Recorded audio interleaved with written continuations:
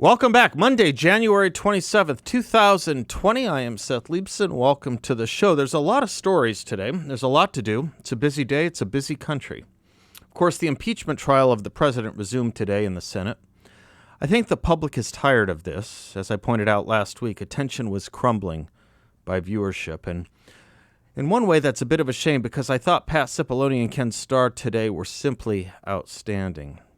In fact, I thought within the first 5 minutes of Pat Cipollone's presentation on Saturday, they could have simply said, "The defense rests." But then I watched Ken Starr this morning, and I will simply say this. Anyone interested in going into law or going to law school, studying constitutional history, watch his presentation today. Go back and watch it. It was lofty, and it was literally beautiful. I'll try and recap a little of it later today. But I didn't want what Mr. Cipollone said on Saturday to go without note. Here's some of what he said. The House managers are asking you not only to overturn the results of the last election, but as I've said before, they're asking you to remove President Trump from the ballot in an election that's occurring in approximately 9 months. They're asking you to tear up all of the ballots across the country on your own initiative. Take that decision away from the American people. And I don't think they spent 1 minute of their 24 hours talking to you about the consequence of that for our country. Not for today, not for this year, and forever into our future. They're asking you to do something that no Senate has ever done, and they're asking you to do it with no evidence. And that's wrong. And I ask you to keep that in mind. For all their talk about election interference, that they're here to perpetrate the most massive interference in an election in American history. And we can't allow that to happen. This impeachment would violate our Constitution. It would violate our history. It would violate our obligations to the future. And most importantly, it would violate the sacred trust that the American people have placed in you and have placed in them. The American people decide elections. They have one coming up in 9 months. And then Michael Purpura, one of the president's other attorneys, went through a series of facts, evidence that the House managers concealed in their presentation last week. It was masterful. I urge you to go back and watch it if you want to explain to your children what a political lie is. It exposed the Democrats as liars, liars about their case against the president, liars to the American people about why they are doing it, and what they are doing as they do it. That's why I somewhat regret more people didn't watch. So sensing a failing case over at MSM Central, we get a front page story from the New York Times today that John Bolton has a book coming out, and in Mr. Bolton's sending of the book to the White House for approval last month to ensure no national security information would be disclosed in it, we get an inside leak to the New York Times today that said reviewers at the White House said the book said that President Trump told Mr. Bolton he had political reasons for holding back aid to Ukraine.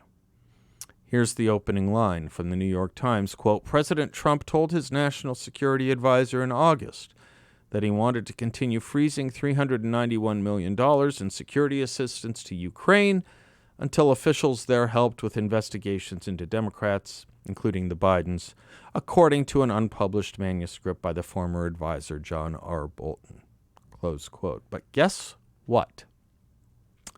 There's not a single quote from the book in the New York Times article. I'm not saying John Bolton did not write something to that effect, but the New York Times doesn't have that, or they'd quote it. Don't you think? Why didn't they quote from the book? They either didn't see those pages and just took someone's word for it, or they did see the pages, they were leaked, and the pages don't say that. One of those things is the only thing that can be true. They either didn't see it and just took someone's word for it, or they did see it and it doesn't say that. So either way, the demands arise anew that John Bolton be called as a witness, and you heard Mitt Romney on that today. There is no point. Why?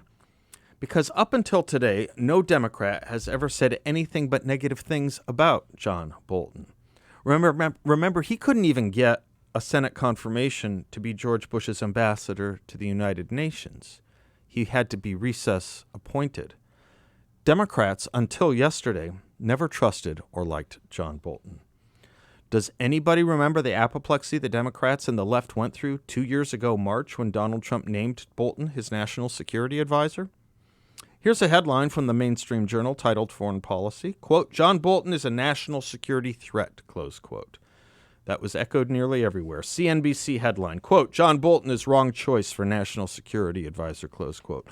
Quote, another step backwards for an administration already going full throttle in reverse, close quote, said Democrat Representative Seth Moulton of Massachusetts on Twitter. Quote, if you're worried about our national security today, you should be more concerned about it tomorrow. A reckless and dangerous choice, wrote another. The editorial board of the Washington Post, the collected wisdom of the entirety of the editorial board of the Washington Post, headline, quote, John Bolton's extremism could lead the country to catastrophe, close quote. Their editorial went on, quote, John Bolton, whom President Trump has said will take over the position next month, is unsuited for the role. His record is that of a rigid, bombastic ideologue with a history of bullying colleagues and twisting intelligence. His advocacy of extreme policies, including preventive war against North Korea, could lead Mr. Trump and the country into a catastrophe, close quote. How about the collected wisdom of the New York Times, the paper that today thinks he's the most trustworthy witness to be found? Headline, yes, John Bolton really is that dangerous, close quote. Here's what they wrote, quote, the good thing about John Bolton, President Trump's new national security advisor, is that he says what he thinks. The bad thing is what he thinks. There are few people more likely than Mr. Bolton to lead the country into war. His selection is a decision that is as alarming as any Mr. Trump has made, close quote. That's your New York Times editorial board on John Bolton.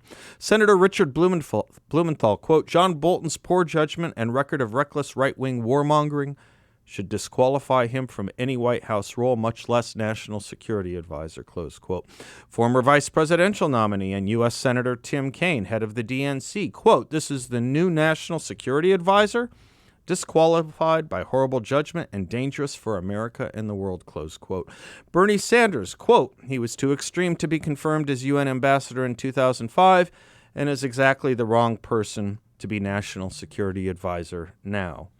Senator Sheldon Whitehouse, nobody is less to save the world from Trump now.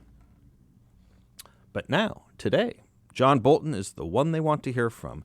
He's the most credible man they can find. Wouldn't the world be nice if we could live with single rather than double standards?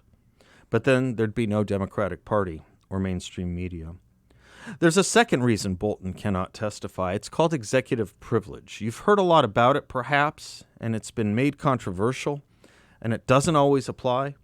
But the Supreme Court was unanimous in the Nixon case that it applied most certainly in one very circumscribed and specific area, national security. Here's how they cited a previous case in their unanimous decision in 1974. Quote, it may be possible to satisfy the court from all the circumstances of the case that there is a reasonable danger that compulsion of the evidence will expose military matters, which, in the interest of national security, should not be divulged.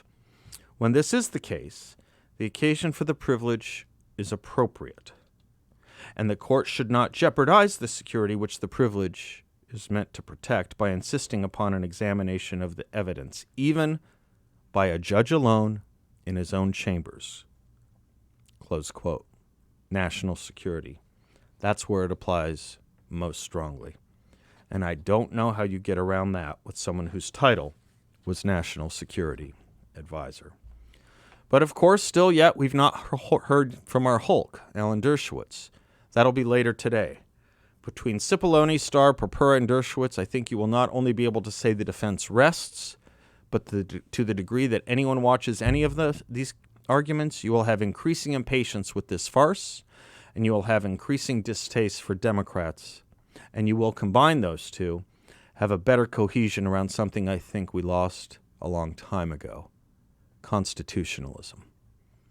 Morally and separately, it's an important day for human rights. It's International Holocaust Memorial Day, and I'd like to say something about that too. I always start with this quote from the late child psychiatrist Haim Ginott. He wrote, I am a survivor of a concentration camp. My eyes saw what no person should witness. Gas chambers built by learned engineers. Children poisoned by educated physicians. Infants killed by trained nurses. Women and babies shot by high school and college graduates. So I'm suspicious of education. My request is this. Teachers, help your children become human. Your efforts must never produce learned monsters, skilled psychopaths, or educated Eichmanns. Reading, writing, and arithmetic are important only if they serve to make our children more human. It's a good message we could all take right now. I'm Seth Leibsohn, 602-508-0960. We'll be right back.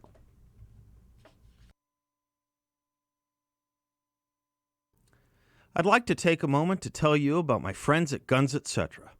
They are true American patriots. They strongly support our president, and they have over 10,200 square feet of firearms and firearm accessories. Please take my advice and stop by their store, which is a symbol of American freedom, or visit them at gunsetcetera.com and have access to over $350 million in firearms merchandise.